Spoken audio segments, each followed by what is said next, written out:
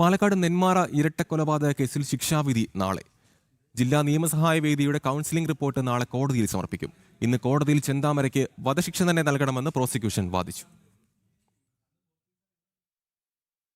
നാടിനെ നടുക്കിയ നെന്മാറ ഇരട്ടക്കൊലപാതക കേസിൽ പ്രതി ചെന്താമര കുറ്റക്കാരനാണെന്ന കോടതി വിധിയിൽ ഇന്ന് ജില്ലാ സെഷൻസ് കോടതിയിൽ വാദം നടന്നു. പ്രതിക്ക് വധശിക്ഷ തന്നെ നൽകണമെന്ന് പ്രോസിക്യൂട്ടർ MJ വിജയകുമാർ വാദിച്ചു. മുൻകൂർ തയ്യാറെടുപ്പ് നടത്തിയാണ് പ്രതി കൊലപാതകം നടത്തിയത്. പ്രതി സമൂഹത്തിന് ഭീഷണിയാണ്. കുറ്റകൃത്യം നടത്താൻ ഇനിയും സാധ്യതയുണ്ട്. പ്രൊബേഷൻ ഓഫീസറുടെ റിപ്പോർട്ടിൽ അത് വ്യക്തമാണ് എന്നും പ്രതി മാനസാന്തരപ്പെടാൻ സാധ്യതയില്ലെന്നും ഗാന്ധിജിയല്ല താൻ എന്ന മനോഭാവം തന്നെ ഉദാഹരണമാണെന്നും പ്രായം പരിഗണിച്ച് ശിക്ഷയിൽ ഇളവ് നൽകരുതെന്നും പ്രോസിക്യൂഷൻ വാദിച്ചു.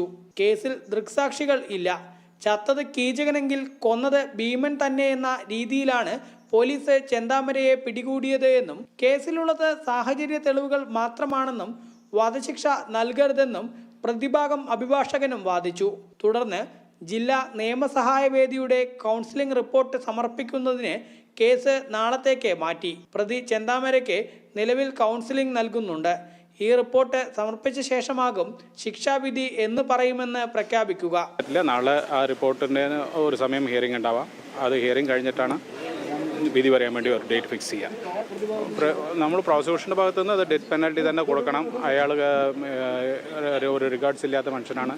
മിറ്റിഗേറ്റിംഗ് സർക്കംസ്റ്റൻസസ് ആബ്സെൻ്റ് ആണ്. അഗ്രിവേറ്റഡ് സർക്കംസ്റ്റൻസസ് എല്ലാം ഉണ്ട്. അയാൾ ഇനിയും ചെയ്യും എന്നാണ് പ്രൊബേഷൻ ഓഫീസറുടെ റിപ്പോർട്ട്. നാളെ വീഡിയോ കോൺഫറൻസ് വഴിയായിരിക്കും ചെന്താമരയെ ജില്ലാ അഡീഷൻ സെഷൻസ് കോടതിയിൽ ഹാജരാക്കുക. പ്രതിക്ക് വധശിക്ഷ തന്നെ നൽകുമോ കോടതി എന്നാണ് ഏവരും ഉറ്റുനോക്കുന്നത്.